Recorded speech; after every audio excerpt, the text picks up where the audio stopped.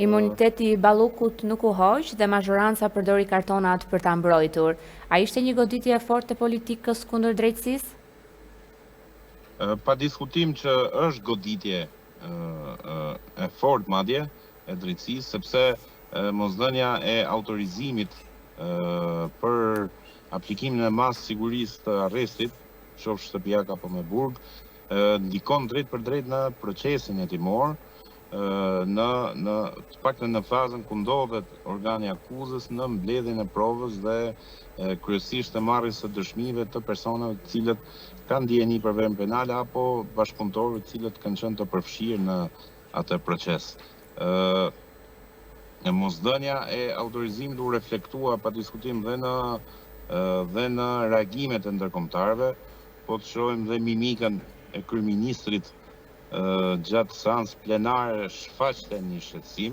Kjo do të thotë që ka pas presion të vazhduar nga partnerët që mos të pengohej drejtësia dhe fakti që nuk u dha do të flet shumë që tashmë kemi një mazhorancë dhe fatkeqësisht në numra prej 84 mandatesh, kartonësh, të cilët po pengojnë drejt për drejt veprimtarinë e organeve, sidomos atyre të reja të dala nga reforma në drejtësi. Unë mendoj që SPAK nuk do lidhe me vazhdimsinë, se çfarë mund ndodh, qofse mund t'jap një opinion.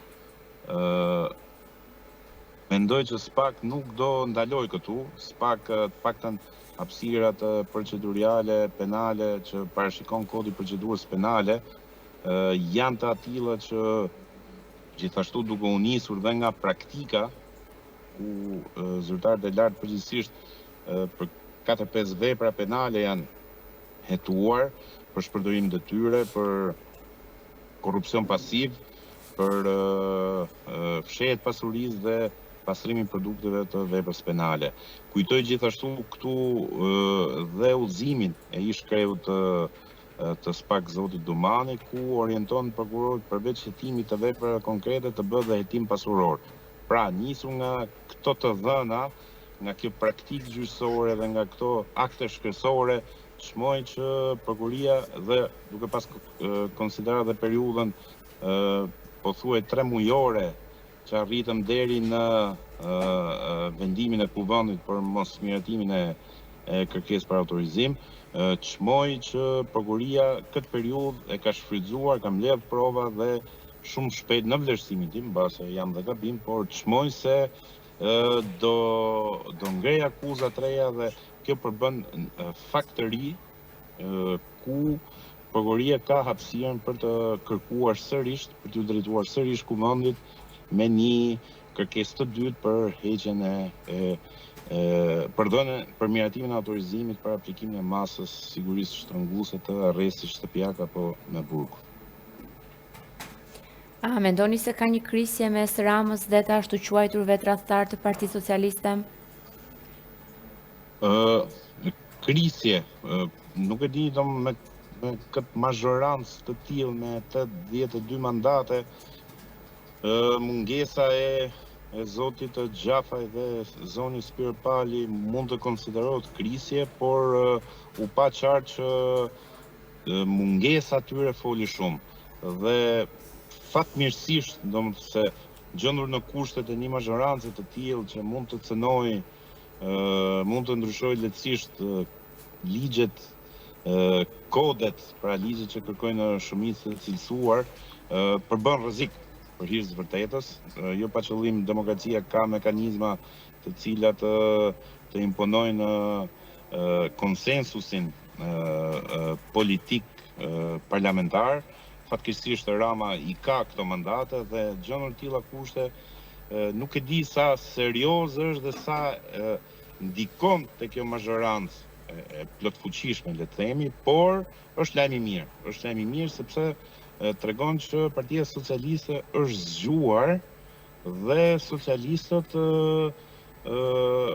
po reagojnë ndaj klanit, s'po them sektit, të rilindjes, i cili për 13 vite ka kapur Partinë Socialiste. Kur SPAK drejtohet sërish kuvendit për heqjen e imunitetit të Ballukut, a duhet paraqesi prova të reja dhe a ka një afat kohor?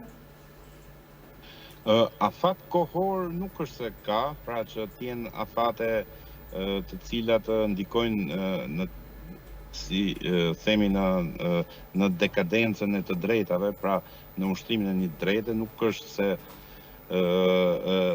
ka afate të cilat pengojnë SPAK-un. SPAK-u në çdo moment gjatë gjithë fazës së hetimeve mund të ngrejë një kërkesë të dytë, por pa diskutim me prova të reja dhe sidomos që të kemi një situatë pra të jenë rënduar pozitat penale të zonës Balluku. Dhe rëndim të pozitave penale kemi parasysh kur ka një akuzë të re të ngritur ndaj saj, provohet që po prishën provat apo intimidohen dëshmitarët dhe në të tilla kushte pa diskutim, pra shoqëruar dhe me prova, diskutohet, në të tilla kushte SPAK në çdo moment mund të ngrejë një kërkesë të dytë.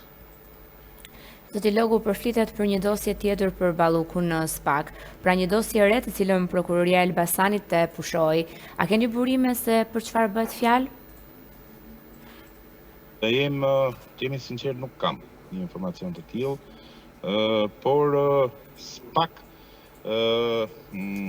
po krijohet përshtypja se duhet ta theksoj këtë, sikur SPAK-ut i ka rënë mbështetja në opinion, sikur SPAK ka dështuar, por nisur nga fakti që është zëvendës kryeministri i dytë që procedohet dhe merret në akuzë.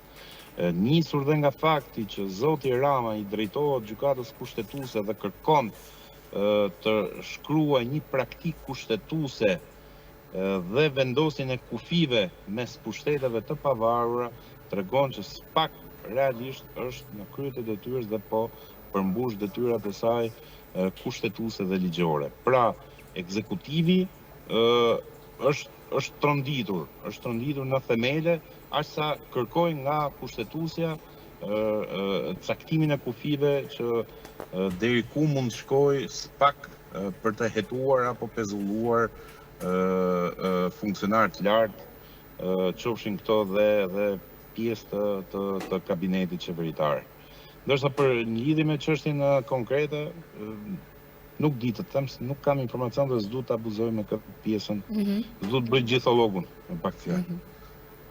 Okej, ndërkaq që Edi Rama pati një takim misterioz me ambasadoren e SBA-s në Greqi, e cila konsiderohet dhe si e njohura tek Trump. Si lexoni takimin mes tyre dhe a ka vërtet kryeministri një mbështetje nga Trump? Tani, e njohura Trump dhe kontakte me Trump është pak e madhe, sepse duke pa politikën që po ndjek zoti Trump dhe atë pa parashikueshmërinë në vendimarrjet e tij, duket është fjalë shumë e madhe të thush e njohura Trump. Di që kjo është pjesa rrethit të djalit të zotit Trump, por kjo nuk mjafton për të thënë që është njeriu i Trump, paçka se është në cilësinë e ambasadores në shtetin grek. Duke u nis nga fakti, sepse ne mund të krijojmë pra duhet të jemi të kujdesshëm në lexim. Ishte personalisht vetë dhe mungonte stafi i ambasadës amerikane në Shqipëri. Nisur nga këto rrethana, çmoj se ka qenë një takim më tepër privat, në tavolina flitet që bëhet fjalë për dy projekte të cilat shteti shqiptar është kthyer në pengesë dhe cënohen interesat amerikane. Pra, në rrugë informale nuk flitet për një takim dashamirës, edhe pse pam një përqafim shumë miqësor, flitet që janë këto mesazhet që përcjell diplomacia nëpërmjet këtyre takimeve, qofshin këto dhe private, ku në rastin konkret flitet që kanë qenë tip tërheqje veshi, më tepër se sa përcjellje të mesazhit që ju jeni krah SBA-ve dhe zotit Trump. Faleminderit shumë për kohën. Faleminderit edhe ju. Mirupafshim, punë të mbarë.